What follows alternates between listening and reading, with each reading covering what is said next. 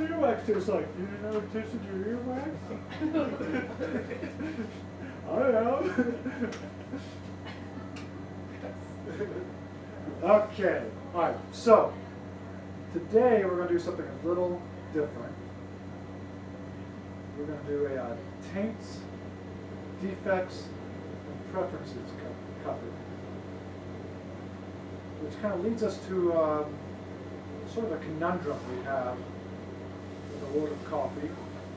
And by way of illustration, I'd like to kind of tell you a little story. A couple of years back, I was invited to go with a friend to the Great American Beer Festival.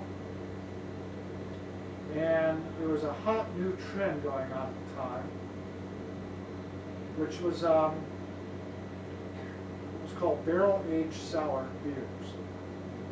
And how this came about, for centuries, the principal issue in beer manufacture was cleanliness. And if you didn't have your those vats, whatever the heck they brew beer at, if you didn't clean them out properly, a bacterium could develop that would sour the beer. And that was kind of a known defect in beers. And when that happened, it ruined the batch, how it goes. But over the course of time, we've improved the hygiene of beer brewing and that kind of stuff. And so now that defect is gone. Well, until somebody decided, hey, wouldn't it be cool if we purposely put that bacteria in a beer to create this aged sour beer? And so it became quite the phenomenon. And they're talking it up and talking about all these different flavors that you get out of it. So I'm getting kind of excited about tasting it. And then when we finally get around tasting it, well, sour. Emphasis on sour. It was undrinkable. And to the extent that it was so undrinkable, how they explained away the drinking of it was, well, what you need to do is pair it like with an Alfredo, pasta and Alfredo. That way, because it's so acidic and so sour that you need to have like a plate of pasta, buttery pasta beside it to kind of compensate for it. The stuff was awful. However, just last year, someone presented me one of these sours. It actually was quite interesting to taste. It actually tasted, I would almost say, good. And so it kind of leads us to this question: when is a defect not a defect and a preference? So in the past, a defect was something that unintentionally went wrong that altered the flavor of that product. So like using that beer scenario, when that bacteria got in there, it was something they did not want, and it had unintended consequences that what they considered to be a defect in the flavor. But then when people started kind of playing around with it and purposely putting that flavor in, it ceased being a defect. It became a preference. Now, the only thing that's changed is are the intended consequences. So we have that kind of in the world of coffee as well. When we're producing coffee, growing coffee, there's all manners of ways of processing that cherry off the coffee tree.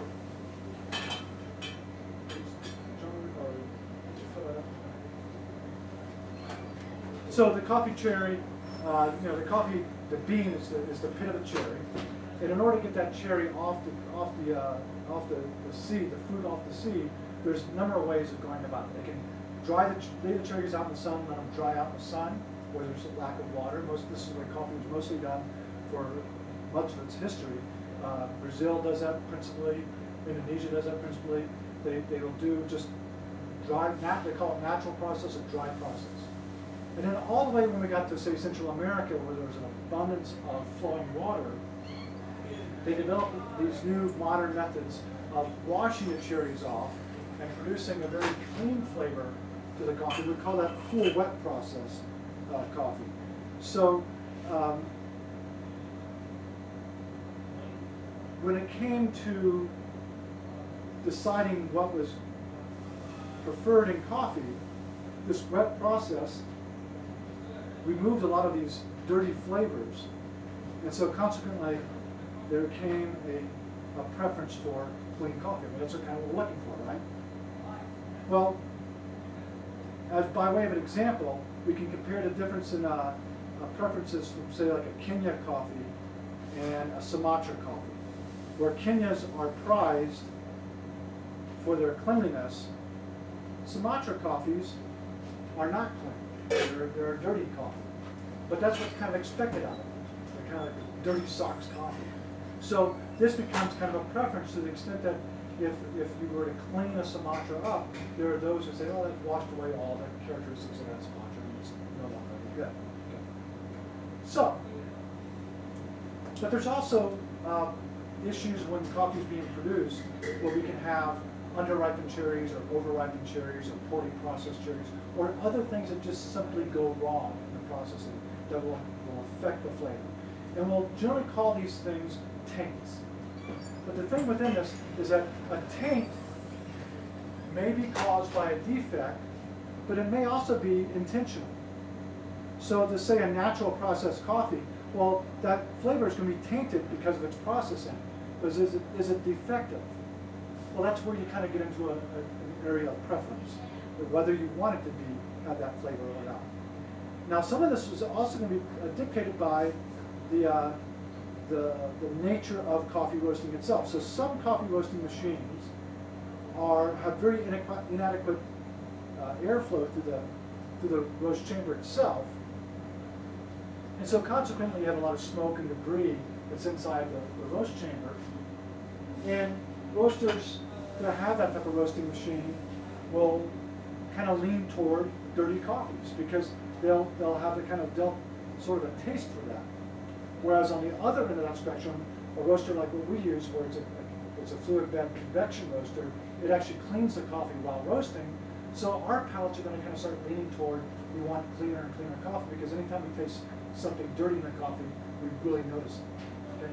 So that's what we're going to do today is we're actually going to cup a kind of a variety of different types of coffees, some that are defective, some that are taints, and others that are fully clean, but may or may not be preferred.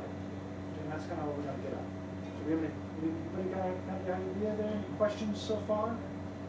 Okay. All right. So on the table here, grab a spoon. Now, one of the things I've done that's a little unusual than people who have cupped with me normally is I've done a much lighter roast. This is a trade roast. Okay, so and it kind of lends us to another area. Generally nowadays, when we're talking about cupping our coffees, we kind of more wrap it up in kind of a romantic notions of we're searching for the world's greatest coffee. But if you're a cupper, and particularly if you're a cupper in one of the big trading houses or a big roasting firm, your job is actually not to find the best coffee. Your job is to find the cheapest coffee that offends the least number of people. That's really what you're trying to go for. In fact, I was just reading off of Reuters today, because of the coffee prices last year, the use of Robusta coffees in commercial coffee blends has risen something like 80%. And some are seeing how far they can keep that going.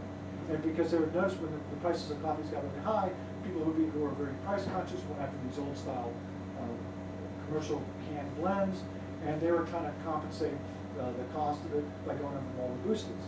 Now, the idea is that how cheap can you make it before the flavor is so offensive that people will refuse to drink it, right? Because that's kind of, they know what their customers, that's how they're going to get market share. On the other far end of the spectrum is a small roaster like ourselves, who we're only looking at like a tiny sliver of what's available in the coffee market. Maybe 1, maximum 3% of the world's production is really going to be kind of meeting what we're kind of looking for. But we have that luxury because we're a small roaster, price is not an object, we're going to look for very specific kind of things. But in the world of cupping though, when you're dealing with these defects and you're cupping for defects, you're going to roast your coffee much lighter. So you can see these coffees are much lighter roast. This is what's called a trade roast. And this roast is just after first crack. So if you ever use one of these small roasters, what I've done is I've roasted just beyond the first crack. And that first crack is just simply water being vaporized off the beans. But I'm not going into second crack at all, which is where your aromatics developing. I'm not really interested so much in what the potentials of this coffee is. I'm interested in the dark sides of the coffee, right? So, and there's going to be a particular profile that I'm looking for as a cupper that's going to identify defects to clean coffee. And that's how we're going to be kind of shooting from there. So that's what trade cupping is. And as you can see, it even kind of creates a very light film. There's very little aroma coming off the coffees. What's going to dictate the flavor of this coffee is the acid of the coffee. And how that acid taste profile is on your palate will tell you a lot about what that coffee is like on the inside. So when we do our initial cupping, we're going to set our palate to the table. I'm actually going to have you avoid a few coffees off the top because it's going to be really different for you from what you normally consider. So this is going to be coffee that's really just kind of, all we're trying to do is get a sense of what the coffee is and whether it's acceptable or not. And that's kind of what it kind of gets down to is when is a taint unacceptable, i.e. a defect? When is a taint acceptable or even preferable? So that's kind of what we're going for today. Did I make myself clear? Everybody on board? And this is the same kind of cupping at any, if you're an importing or exporting firm, this is the type of cupping that you're going to be doing predominantly. Because if you're an importer or exporter, your job is, again, not looking for some special coffee. You're trying to make sure your coffee is clean, doesn't have any problems on it, so when it gets to its destination port, that coffee is not going to get rejected by whoever the buyer was. This is just as a, for interest how I was originally taught how to cup. And so there were specific things we were looking for right off the beginning. Normally when you're cupping coffees, you're going to be looking at the green beans on the first step. So really what we're looking for is ideally coffees that are free of discolorations. So this one would be kind of a nice, perfect, good-looking coffee right here. See how it's nice and green and uniform? That coffee is very uniform. This coffee is extremely uniform. And also notice on this coffee how well polished the beans are. There's not even any residual skin left on it. So this is a really, really well prepped coffee, very carefully prepped. Okay? So this coffee is clearly a specialty grade coffee. Right? Where this coffee has some discolorations in it, but but the discolorations are just kind of little leftover bits and pieces from the processing. Nothing really too serious. And again here, this coffee actually it's very clean, very uniform. So these are indicators where a person within the trade is going to be looking at as a first step. Now this is a coffee that's a natural processed coffee. So you can see it has a darker color to it. And you'll also notice the beans are kind of have odd shapes to them. That's typical of natural processed coffee. But we can look at then, closely at this, it's very uniform once again. It's been polished really well. So this is also a specialty grade natural coffee. Whereas this coffee here, this is also a sun-dried cherry, but it's been this is a Robusta cherry. So you can see that the Robustas are a much smaller bean, and there's a more variation in color, but it's a Robusta kind of very cleaned up. So it's kind of designed maybe for the specialty trade. If one could argue that Robusta is even acceptable in the Robusta trade, there'll be plenty of those. There are those that would say Robusta, not specialty coffee at all. It's a different species of tree, it's not acceptable. Others say, well, it's got its place. Maybe it needs to be part of an espresso blend. Maybe there's a profile to it. Maybe we could do this in a specialty manner. So this is clearly a Robusta coffee that's been treated like a high-grade specialty Arabica. But is it going to have the flavor that we like here? Now, as opposed to this is called triage, and this is what's left over whenever they're doing all these other gradings, right? I mean, coffee trees do not produce uniform fruit. That's the reality of any agricultural product. So you're always going to have varying degrees of grades. So as like that one coffee we looked at that was super uniform, super pretty. That's only the coffee that is only represents less than 20% of the entire farm produces, and this is a 1,000-acre farm, so it's producing a lot of coffee. That is only representing 20% of that farm. They still have 80% of all that other coffee, with all the other varying degrees. That's got to find a home somewhere, because you're not going to, you're not going to replant the seeds. You have to sell them all. So this is always going to always have a certain degree amount of this that's going to be left over, and even degrees lower, even depending on the coffee farm, it's going to be worse than this kind of things. You're always going to have leftover. Triage kind of means trash. Right? But sometimes it's called local consumption, so it'll sell to local roasters. But there are nowadays there's no longer any restrictions for what is exportable coffee. It used to be there was a minimum level of what was accepted as coffee, and they didn't accept trash as coffee. But since 1986, that has gone away. And now coffee trash, can be considered coffee. And if you're one of these manufacturers that produces these little sleeves of instant coffee with cream and sugar already in it, why not? We're never going to see the beans. It's going to have the flavors being largely dictated by the cream and sugar that's in there. The person's never really going to experience. This is certainly not a specialty coffee. So there you go. This actually is coffee that's in parchment. It's left over in parchment, and it has a defect in it. It's a known defect, so that taste from there you won't be able to tell. Okay, so what we're going to do, let me make sure that we're, okay. The coffees that we're going to set our palate to the table are this one, this one, this one, and this one. Okay, this grouping right here. So at random.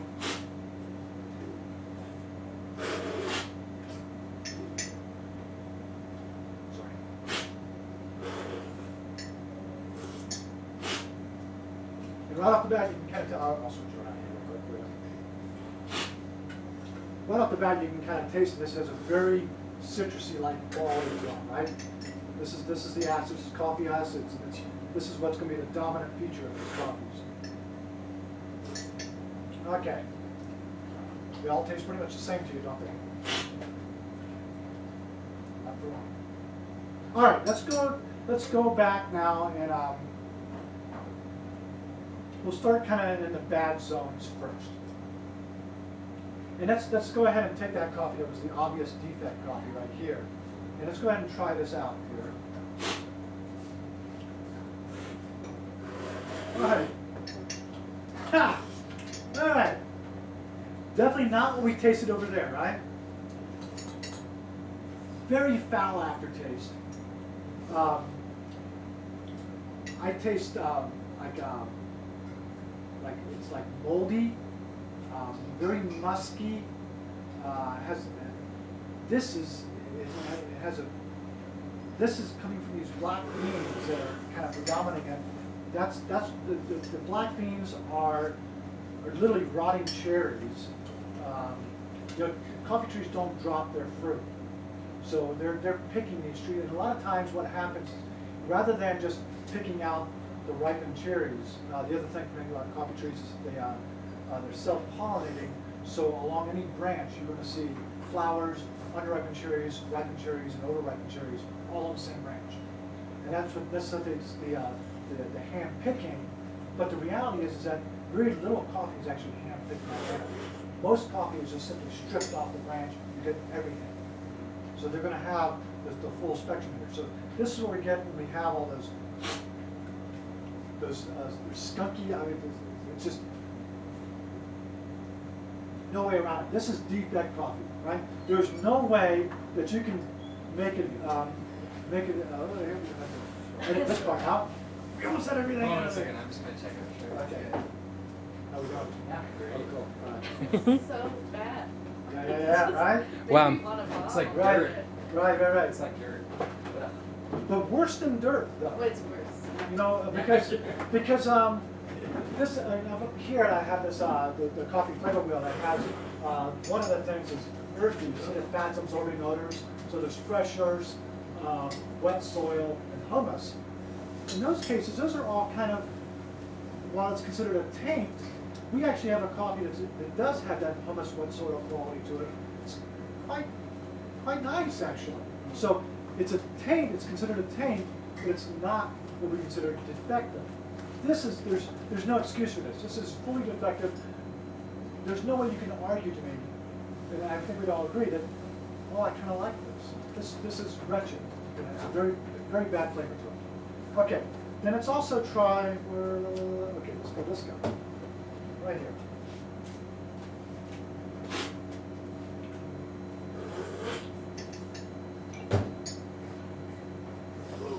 Okay, not as bad as the other one, but there's something funky going on here.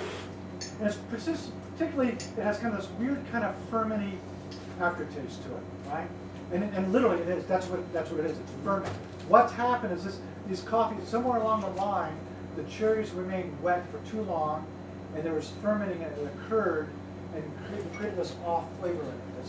So this ferment, I have had, now it almost has kind of like a wininess to it. It's soury. It has a kind of soury kind of characteristic to it, but it's a specific type of soury. And yeah, I can just see it all everybody's expressions. You're kind of going, oh, yeah, right? Okay. But I remember one time there was somebody trying to peddle some coffee to me, and he had some fermented coffee. Where is it? I'll pause that. And really, it's the aftertaste, right? It is just lingering. Is that like mold? Is it mold? Mold, yeah, fermented, mold. exactly, Yeah. exactly. Okay. So cool. Is it bad for you? Yeah, I was just Like wondering if you were to drink this? I don't know if it would be.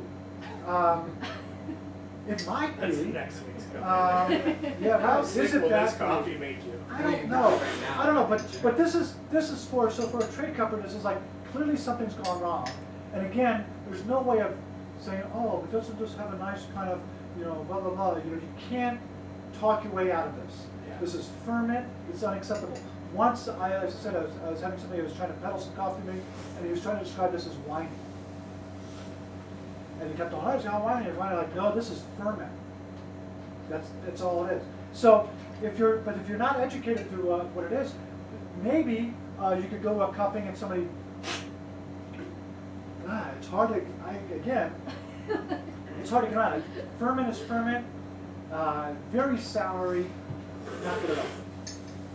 Okay. Woo. Okay.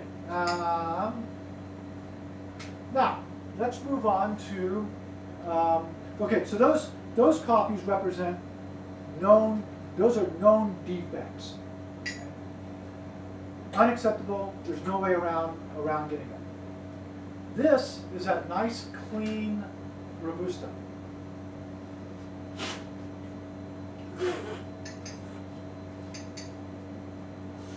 Okay, it's not offensive, but it has kind of a rubbery, tire-like quality to it, right?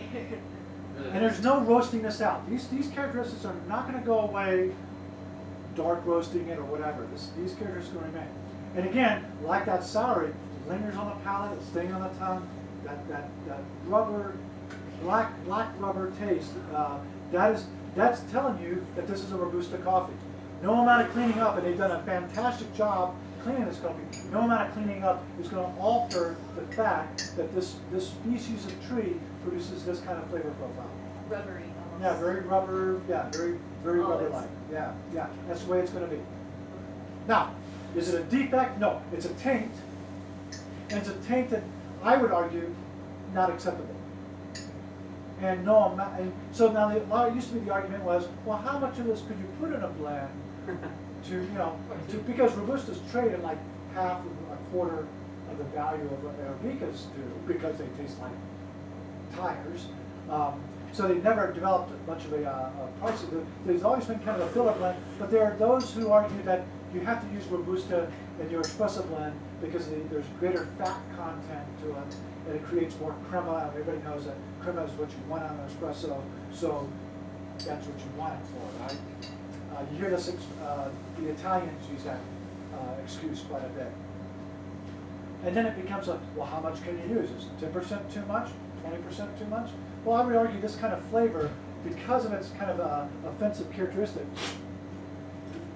as soon as you put a little bit in there, it's gonna taint the entire blend.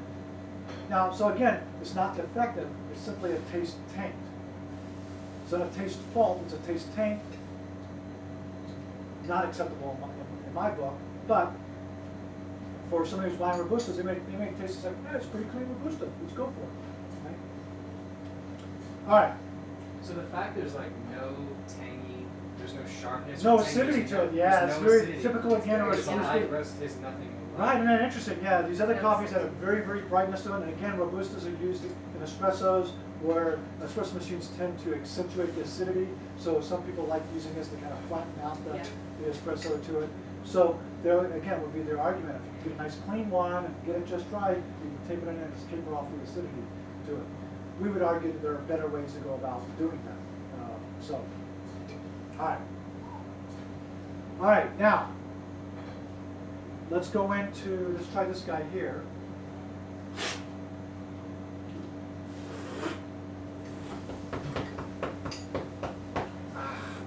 Okay, now, this is not a Robusta, this is an Arabica, this is the unwashed Sumatra, natural processed Sumatra. Well, we got acidity again, but we have this really acrid cherry fruit aftertaste. That I find is, to me, is quite distasteful. And again, there's no roasting this out. This flavor will maintain throughout, no matter what you're roasting at. It almost has some of that fermenting characteristics to it, right? Because the cherries are sitting out in the sun.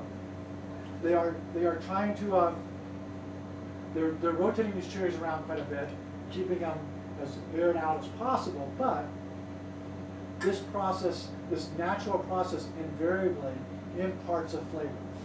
Now, is this a taint or is it a defect? It's not a defect, it's very clean, but it clearly taints the flavor.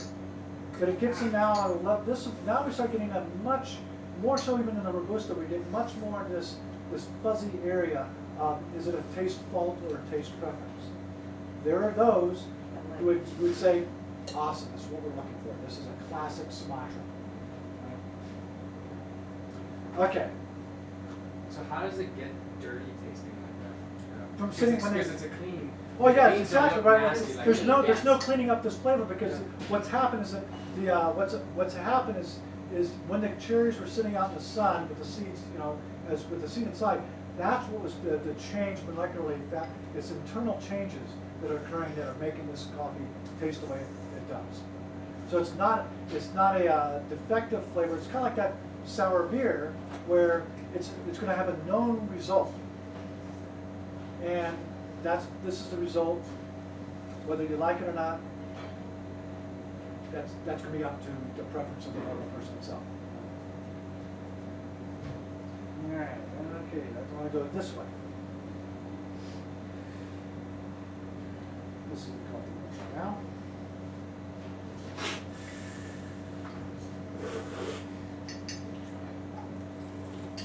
All right, far better than what we've been drinking.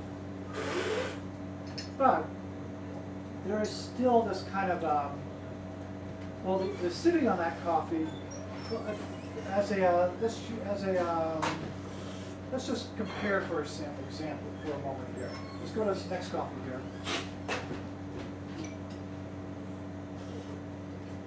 You see how bright and tangy this coffee is? Let's go back to this one.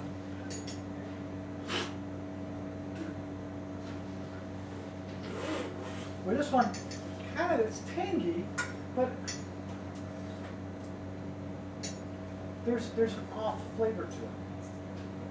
Now, this is a nice wet processed coffee, but what this, it almost has kind of like a, I want to say like apple peel. It's kind of apple peel taste to it. That kind of quality. Especially that, okay, let's go to this guy real quick. Where this one has nice, very clean lemon citrus, right? Can you pick that up? Yeah, it's almost like one of those damn zesters, you know, it's like very clean, right? Whereas this one, it has that brightness, but it's as if it's got a little peel to it. And almost say apple peel to it. Wow. Almost like a Granny Smith apple kind of a thing. But now, what this indicates to a trained cupper is that this is a sun-grown coffee. This is a full sun coffee. And what we're tasting is malic acid. And malic acid has this kind of very apple peel, grapefruity kind of flavor profile. And what this is indicating, and the reason I know that it's sun-grown, is because malic acid comes about when the coffee trees are not respirating properly. They're too hot in the day, too cold at night. The coffee tree, evolutionarily speaking, is an undershrub, it's an underbrush of a large story. So it prefers, it's a pain in the ass bush altogether. It prefers a steady, medium type of temperature, never too cold, never too hot kind of thing. However, this is getting outside of its zones. It's getting too much heat in the day, too much, and it's too cold at night. And that's what's producing this kind of acid compound to it. We've given up? No. Are you going to take notes? Okay. All right, so that's malic acid. So as opposed to, let's go to this one right here. Okay. This one is that lemon. See how it's got much brighter. Now again, it's very lemony. Now, this is kind of just indicating this is just kind of your citric acid kind of acid, and that's telling us it's a good, clean, fresh coffee. It doesn't tell us anything about what this coffee is going to taste like ultimately in its roast pile, but from a trader's perspective, this tells you that there's no background, there's no weird aftertaste. It's clean, it's citrusy all the way through, it's bright, fresh, good to go coffee. Passes. Right? This is full specialty grade coffee, and it's ready to go. So you're looking for that lemon zestiness. Yes, exactly. And like one Right. flavor. Right, it Because is. this is like one flavor, whereas Yeah, this it's one's exactly like very clear. Yeah, it's kinds very of- right. It's very clear, right down the middle. There's no kind of it has a very clearly defined lemon quality to it. Not orange, not it's very lemony. And this is the indicator that the coffee's clean. It's fresh crop. It has all the qualities. It's good quality coffee. Do you know why that is? Why you're looking for a lemon zestiness versus a grapefruit zestiness? Oh, right. Well, that grapefruit again is telling us if it's a sun-grown coffee. Okay. Now, is that grapefruit or is that presence of malic acid a defect, or is it just simply a taint and preferred? Well, there will be those who say, well, I kind of like the taste of apples or grapefruit kind of thing. Yeah. In our case, if you know that it's coming from a full sun plantation, for me, I'm like, it kind of throws up a red flag. Yeah. And no amount of trying to talk around that, just because I can identify it as apples, and apples may be not considered offensive, to me it's a red flag, and as a roaster, I'm like, that's not what we do. We only like shade-grown coffees, and that's telling me that it isn't. Yeah. So I don't want to have it. And then potentially when you roast it further. That background flavor is always going to be there, Yeah. right? It's not going to have that clean citrusy quality to it, right? Because even though acidity drops as you roast, the acidity still defines what the coffee's mouthfeel is going to be, right? So that sweetness or the wininess, those kind of things, that's what's going to kind of dictate along the ways. So there's, again, that coffee will always have that as a background characteristic. That's why we roast it so light here, because we're bringing these kind of things to the foreground, so we can really kind of get a better snapshot of what that coffee is. So if you're using this one,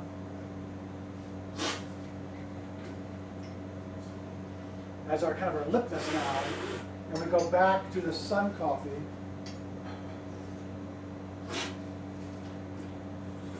you can see how this one just is not as nice, is it? Right. And that mouth is like, and it's not bad, it's not offensive like the other ones, but when you compare it to what this becomes our litmus, it's not as good. Right? So this is what we're kind of, all right. Now, using that as as from there, let's try this coffee.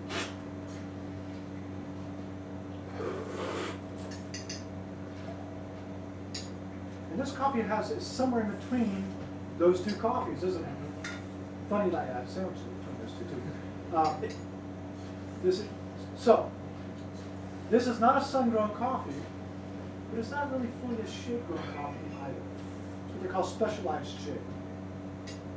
So the coffee is grown on a plantation where there are particular types of shade trees planted because they grow very quickly and can shade the trees during particular times of the year. But then when they want to maximize production, they chop back those trees significantly and kind of push the trees to produce more.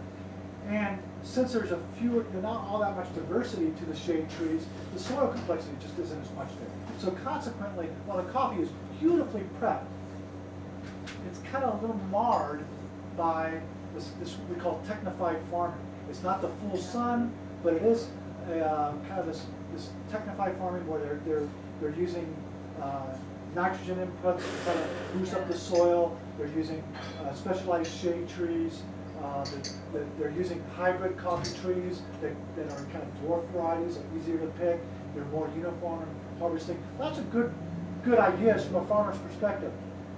Now, does it have the flavor that we're looking for for a full specialty coffee? Well, again, we're in this very gray, fuzzy zone. Because while it's not an offensive flavor, we're really in this area of preferences. And we can't say this is a defective coffee. It just has this particular taint to it that is identifiable, that we can know from its background. Now, it's very sustainable production. They do a great job, all that kind of stuff. It really becomes down to, is it ultimately what we're looking for in a coffee that makes it a really, truly great coffee? Well, I would argue not quite. Close, but not quite. But many would cup this coffee and say, awesome, perfect, everything's great about it. There you go. What do y'all think? I don't find it offensive like that. No. It's weird. It's like this one. It's like Yeah, the taste is like this really wide Yeah. spectrum of like different kinds of gross taste. That one's really sharp, okay, and this one's like just Somewhere a in little, between, yeah. wider. And this one's really benefiting for the care in its processing. So they've done just an exceptional job on the washing of the coffee, cleaning the coffee. They also, it sits in, after they've done the initial run of it, they actually let the coffee sit what they call reposa for a month before doing that final milling. So it sits in its parchment. Where's that parchment coffee? Here's it. So it sits in this parchment for a month before they mill it, just to kind of let it rest a little longer. So it really kind of tapers down. But a lot of Costa Rican coffees have that kind of flavor profile much more pronounced, because Costa Rica is one of those countries that has a high level of technified coffee. So it's mostly sun-grown or limited shade-grown, very fast processing, mechanical drying, not sun-drying, because there's a lack of flat space in Costa Rica. So it's kind of rushed coffee. This coffee benefits from not being rushed and being very well sorted. So it actually kind of sits somewhere in the middle of being not desirable. It has some unique characteristics to it. And then actually when you roast it a little bit darker, it kind of produces some of these interesting characteristics. Maybe not as sweet as another coffee is, but certainly not bad. So when you do roast it more like for espresso, what is the tasting of it? Or maybe not for espresso, but you just roast it a lot more. I mean, yeah, and that'll dictate ultimately on the final roast temperature what the coffee goes through. So it'll range, like there's some black cherry I was tasting this.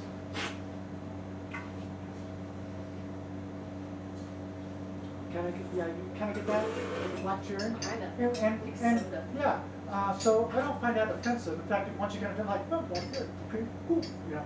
So unlike the other one where I said apple peel, and apple peel, kind of creating a negative connotation to it. Black cherry, I wouldn't necessarily consider a negative connotation. It may not be ultimately what I'm looking for, but now I'm kind of really zoned in to what I want as a preference, right? And since it's my roasting firm, that's kind of, it's up to me, right? I mean, I'm buying coffee that I like, and then it's kind of up to me to sell it to you to say, hey, do you like this, right? There's a logic and theory behind where I'm going towards buying coffee. Now, whether or not you accept that and adopt it as a consumer, it's completely up to you. But it is helpful to know where these tastes come from, so that you too can be armed with that kind of knowledge. So if somebody presents you a coffee that's apple or grapefruit, you're like, oh, red flag, maybe it isn't too. Maybe you're all for, going down the forest and back in that's your that's your karma. It ain't mine. All right, let's taste this guy real quick.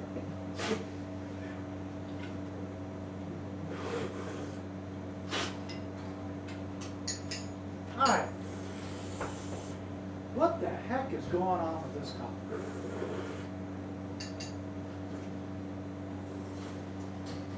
All right. Obviously, very nicely prepped. It's an Arabica coffee. Dave and I were just kind of talking about this. This is coming out of Huehuetenango, right out of here.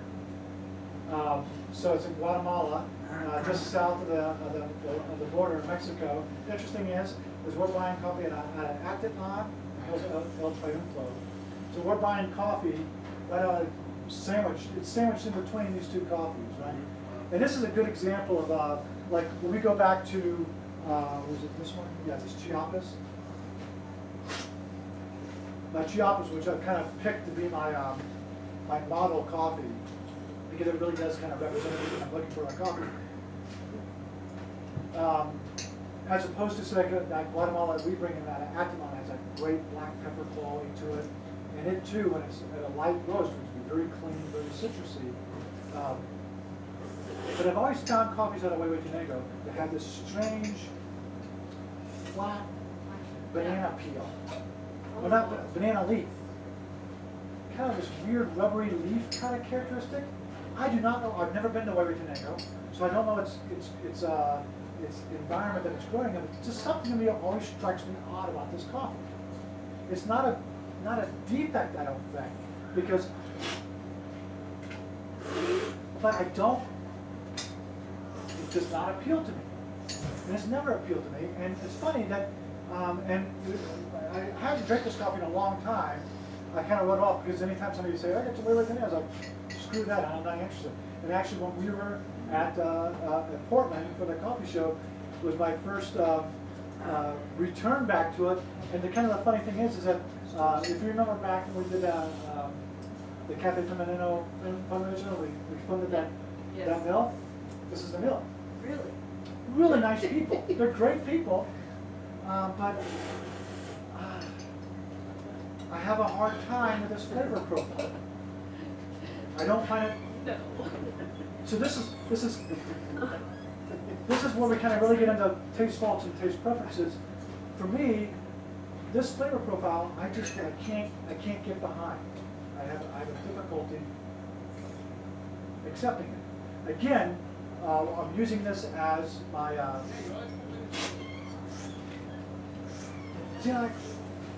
And every time we go back to this guy, it really makes it really clean. Right, and it really kind of shows you why this is good, right? Yeah. And this is why I kind of get to this whole idea about the taste preferences is that if we were to go to that, and let's be particularly cruel to ourselves, and go back to the very first one we tried. I don't want it. No, not the fermented one. I'm sorry. This guy. Oh God. Woo! It just literally sends shivers down my spine when I taste it. There is no way around arguing that this is good, right? It's like when you eat a rotten pistachio. Yeah, I was it's thinking not, like right. rotten nuts. Okay, Rotten yeah. nuts. All right, let's do this guy real quick again. Where this one does not create an offensive reaction from us, but it just doesn't taste good. Oh, yeah, this is good.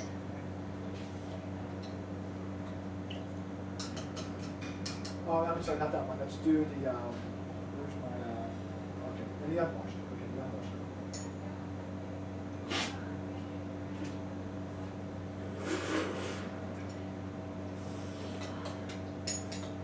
And what I find with with these taints is that, especially as the coffee's cool, as you're noticing, is those off flavors become more predominant, right? So while it's true that in our world of, let's go back to our friendly Mexico again. This taste characteristic has also come forward. So better coffees taste better as they cool. Taints get worse as they cool, right? And so this, a lot of it, again, like as I mentioned earlier, a lot of this, my attitude toward buying coffee is influenced because of the roasting machine we have. Where a roasting machine is going to be very clean. It's going to, any type of off note is going to, it's going to stand out even more so in a roaster. But if you are a roaster, let's say it's, maybe you're one of these roasters that use the old wood-fired roasters, actually imparting a flavor into the roast, right? Well then, an unwashed Sumatra might be just the thing to smoke. Right? That might actually kind of create some interesting kind of characteristics to it. Now, some people say that's gross. Other people say, it's kind of cool. It's interesting, it's timid, and that's what they're kind of going for. And this becomes this kind of wide spectrum. There isn't any, it's difficult because there's not really a right and wrong answer here because we are dealing with taste preferences, and taste preferences can be subjective. But my argument ultimately though is with a taste defect, there's no arguing around it. It's just bad.